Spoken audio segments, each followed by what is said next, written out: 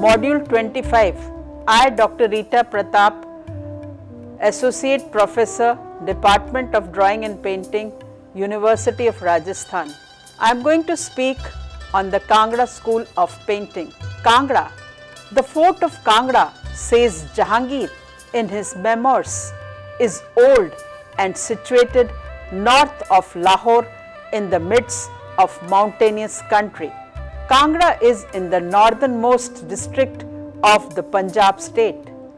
The Kangra valley is bounded by the Dahuldar, a 16,000 feet high snow covered range to the north, and by a series of parallel ranges of low hills to the south which separate it from the plains of India. The kingdom of Kangra was the most ancient state of the Punjab Himalayas. The original seat of its rulers was Multan on the plains. But after great battle of the Mahabharata, they lost their territory in the western Punjab and migrated to the valley. On an isolated mountain girt by the two rivers, they built the fort of Kangra. Later on, with the conquest of the Kangra valley by Jahangir, who subdued the Kangra fort in 1620, the Rajas of Guler became the vassals of the Mughal emperors. When Nadir Shah invaded northern India from Persia and conquered Delhi in 1739, artists trained in Mughal style as refugees from the Persians. Thus was founded the Kangra School of Painting. Among them was a family of Kashmiri Brahmins, the brothers Manak and Nansuk, sons of Pandit Seyu. Both were talented painters. Kangra is 35 miles away from Guler. Kangra was one of the largest and most illustrious kingdom in the Punjab hills. The western half of the Kangra was occupied and dominated by the Mughals during the 17th century and first half of the 18th century. Kangra Maharajas, who were ruling from forts, maintained the eastern part of the kingdom. Sujanpur, Alampur, Nadon and Lambargaon were reduced to modest existence. The situation changed all of a sudden when in 18th century, when Afghan intervention in the Punjab hills led to a collapse of Mughal authority in the region.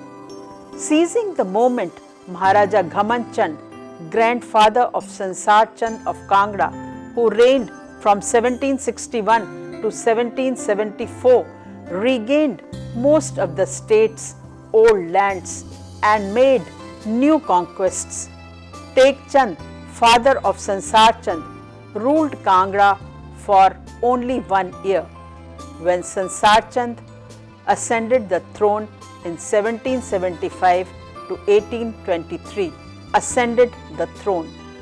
Kangra's importance grew steadily until the state was overrun by Gurkhas from 1806 to 1809 and then annexed by the Sikhs in 1826. In 1846, the British took charge of the territory. From 1810 onwards, after the loss of the Kangra fort to Maharaja Ranjit Singh, Sansar Chand led a retired life at Nadon and Alampur. He spent his time listening to music, watching dance performance, playing chess and appreciating paintings. Spent from his 3 queens, he married a beautiful shepherd girl whom he had seen while hunting below the Dahuldar mountain range. Frustrated in his ambition, he spent his last days in the company of a dancing girl, Jamalo, in the palace at Nadon overlooking the bees. Oral tradition in Kangra and the account W. Moorcraft, an European traveller who visited him at Alampur, attest to Sansar Chand's love for paintings and substantial collection of miniatures and many artists in his employ. The portraits of Sansar Chand range from the period of his childhood to possibly the last year of his reign. In the last quarter of 18th century, the history of Pahari painting was dominated by Kangra, and they show a mature stage of Pahari style. At Guler, the Kangra artist had developed a style which breathed a new spirit. Under Maharaja Sansar Chand, Kangra achieved a delicate and romantic touch. Sansar Chand was born in 1766 at Bijapur, a small village in Palampur, now in Himachal Pradesh. He was only 10 years old when he ascended the throne in 1776. The period 1786 to 1805 was a glorious chapter in the history of Kangra when Sansar Chand established law and order in the valley and subdued the unruly hill chieftains. He encouraged art and crafts, and there was a spurt of building activity.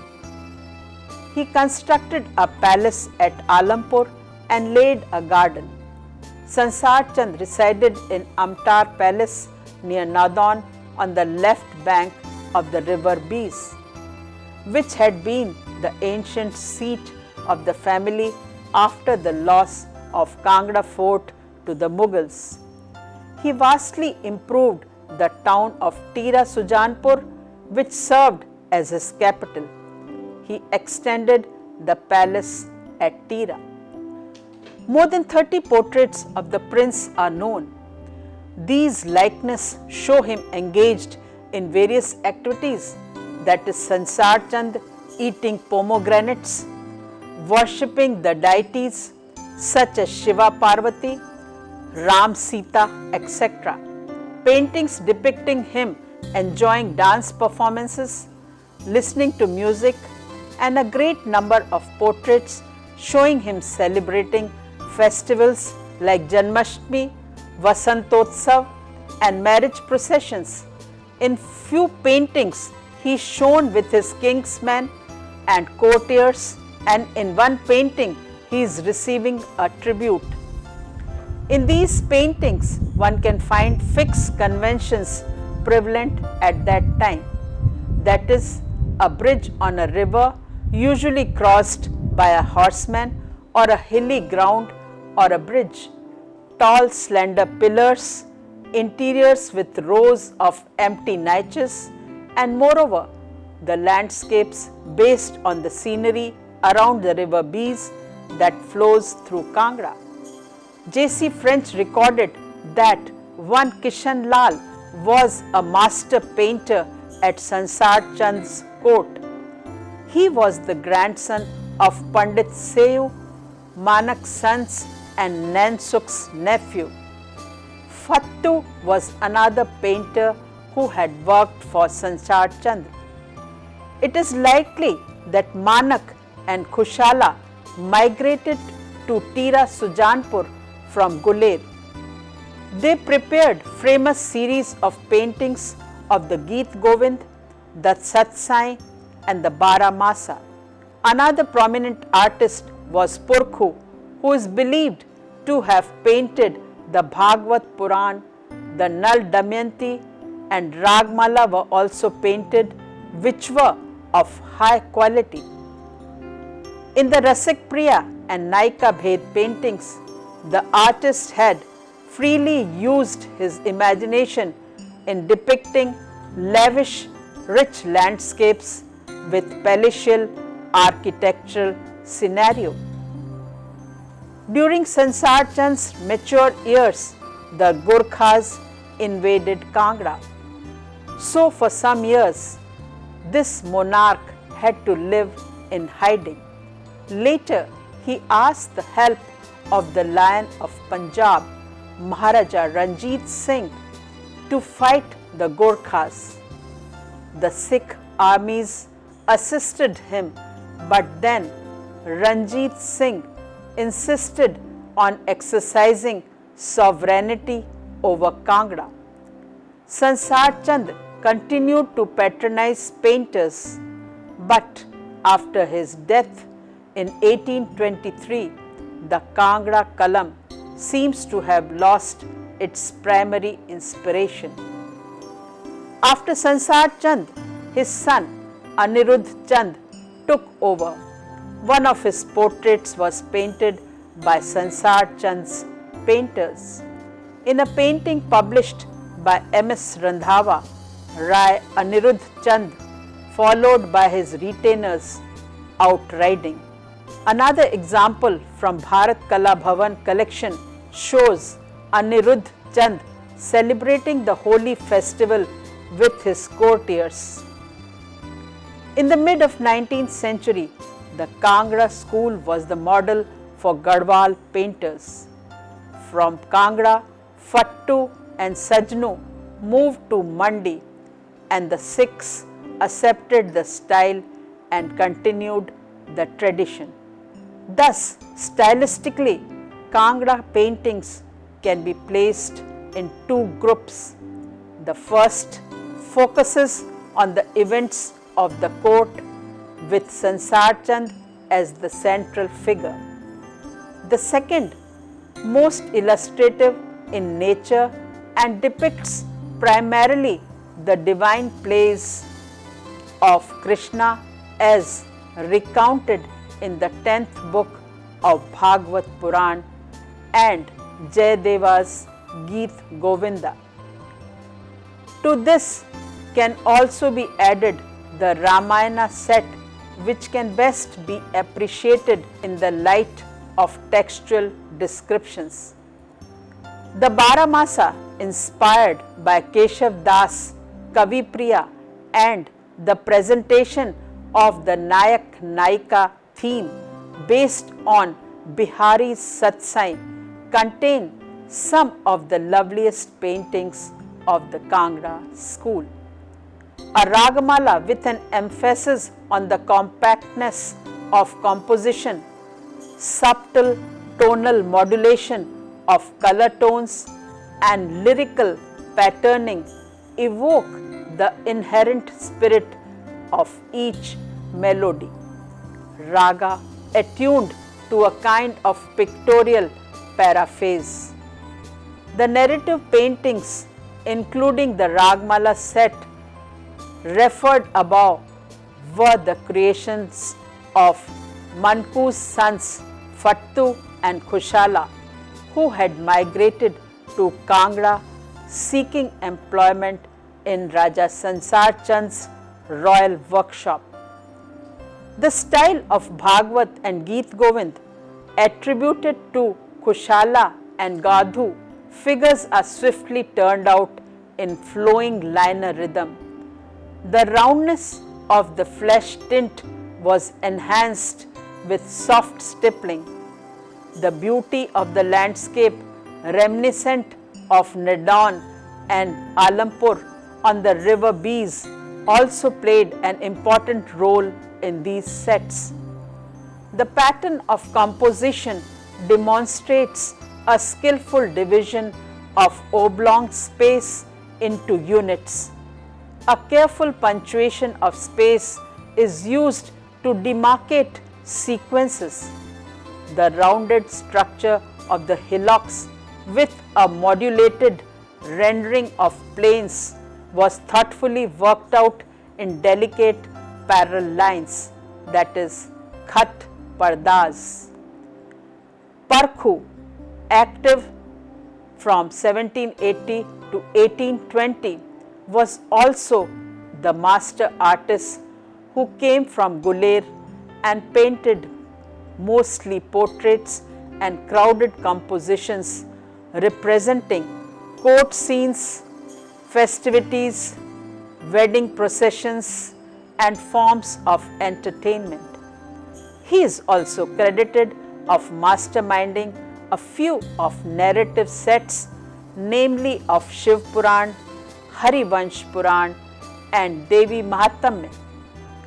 Architectural details abound in these narrative paintings, and the frame remains divided by the diagonals, squares and concentric rectangular units. Even the details of the eyes, hairs and fingers are standardized to some extent. A few paintings are for study. Plate 1 depicts lovers watching rain clouds belonging to Kangra school, dated to about 1780 and from the collection of Mrs. John F. Kennedy, New York City, is also a good example of Kangra school.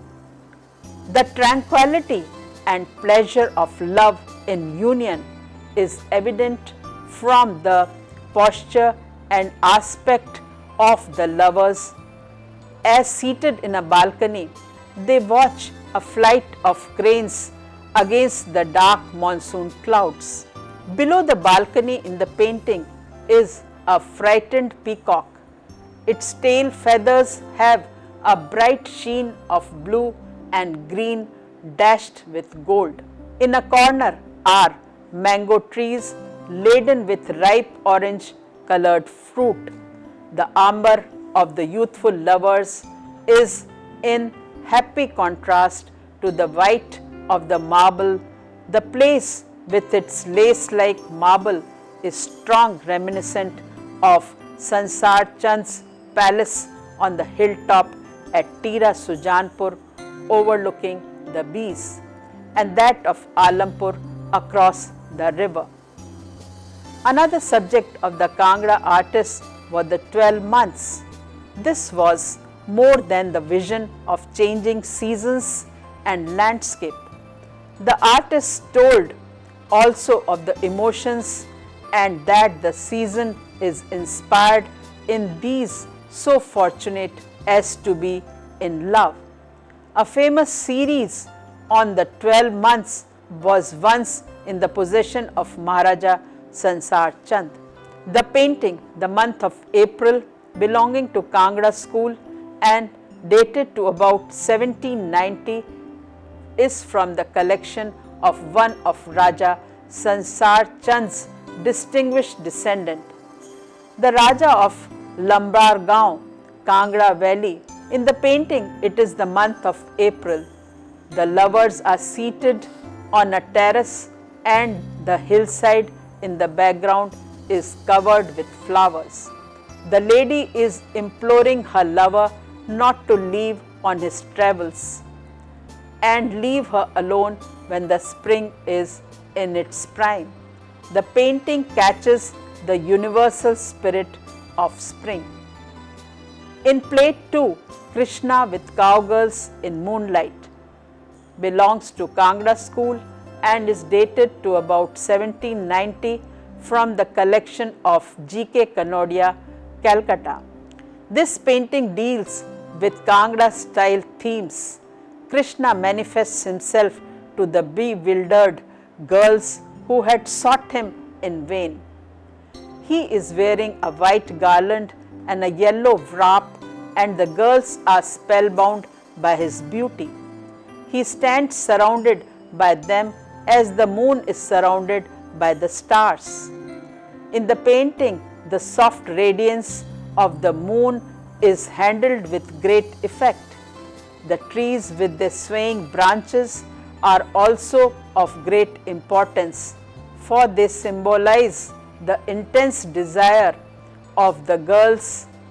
The flow of the line conveys a sense of rhythmical exaltation consonant with the spirit of the great Sanskrit classic. Plate 3 is a page from the Ramayana set show Ravan with his demon messengers, belonging to Kangra school, dated to 1800 and is from the collection of C.L. Bharani. Here, Ravan is shown seated on a high raised chair under a canopy.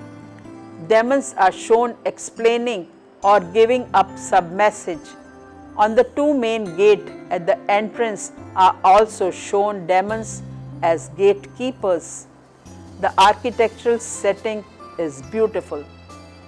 In another plate 4, Krishna and Radha are shown in a groove belonging to Kangra school, dated to 1800 and from the collection of National Museum, New Delhi. In the painting, Krishna and Radha are shown seated in a groove. Radha's head is bent as she feels shy. On the left side are two females gossiping, almost half hidden in the bushes of the jungle. A great variety of trees are beautifully painted. In plate 5, Goddess Saraswati, belonging to Kangra school, dated to 1820 and in the collection of National Museum, New Delhi, shows Goddess Saraswati attired in orange dress is seated on a swan. The oval format painting has hillocks. A hermit in a hut. At a distance are painted few figures in different activities. A pond to the landscape. Plate 6 shows Lord Ganesha, belonging to Kangra school, dated to 1850 and from the collection of Bharat Kala Bhavan, Banaras. Lord Ganesha is seated on a chowki under a yellow pavilion. Two females, one at the back is swinging a fly whisk and another in front is holding a tray and a pot. Ganesha's Vahan, rat, is shown at the bottom. Krishna's ring dance in plate 7 is another beautiful example of the Kangra style, dated to 1815 and from the collection of C.L. Bharani. The painting on its right shows Krishna surrounded by gopis performing ring dance. He is in the center with a dancing pose and all round gopis joining their hands as if to clap. The rhythmic movement can be visualized. On the left side top corner are 6 small apartments. In few of them are shown the gopis sleeping. Down left are gopis with Krishna discussing. The setting of the landscape is beautiful with flowering trees and rocks. In plate 8, infant Krishna kills demon Trinavarta, the whirlwind demon. Belongs to Kangra and is from the Bhagavad Puran series, dated to 1875 to 1887 and at present in the Bharat Kala Bhavan, Banaras collection. In the above said painting, child Krishna is shown seated with mother in the courtyard of a house. On top is a demon in red color. On left corner of the picture is demon Trinavarta lying dead, and on him child Krishna being escorted by the 3 females, maybe mother and her friends. Wind is blowing and can be visualized by the flowing curtain on window and the branches of trees. Plate 9 is a leaf from Geet Govind series titled Krishna and Radha Make Love, dated to 1780, opaque and watercolor and ink on paper and in the collection of Virginia Museum of Fine Art. This painting illustrates verses from the second saga of the Geet Govind. The divine pair are shown making love on a bed of leaves in the forest. Wearing his peacock crown, Krishna lies on top of Radha with most of their bodies discreetly concealed behind a blanket-like hillock. A grove of deep green trees shelters the figures, adding to the intimacy of the scene. All around them is flower-laden creepers, trees and river flowing in the foreground.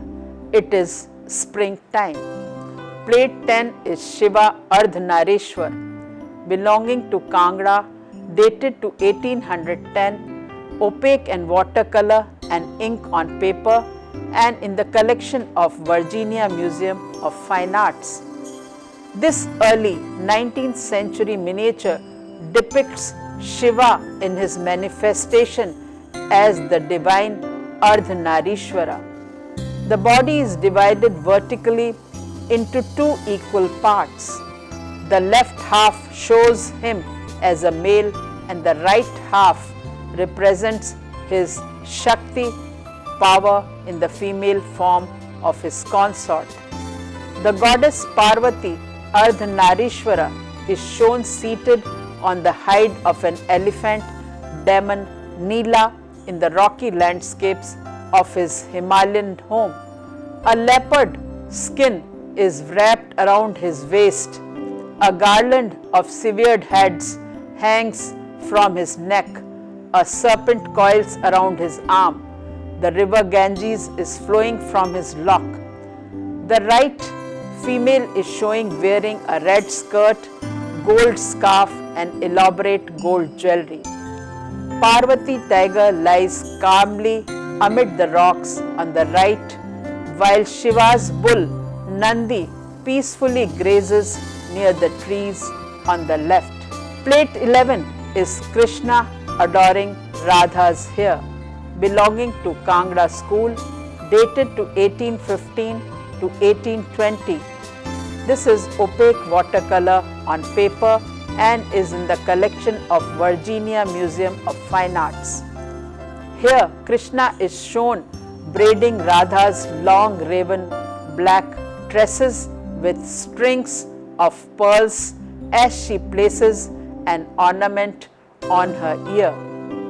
The couple are seated on a bed of leaves besides a river, trees laden with feathery green foliage and delicate flowering creepers surround them.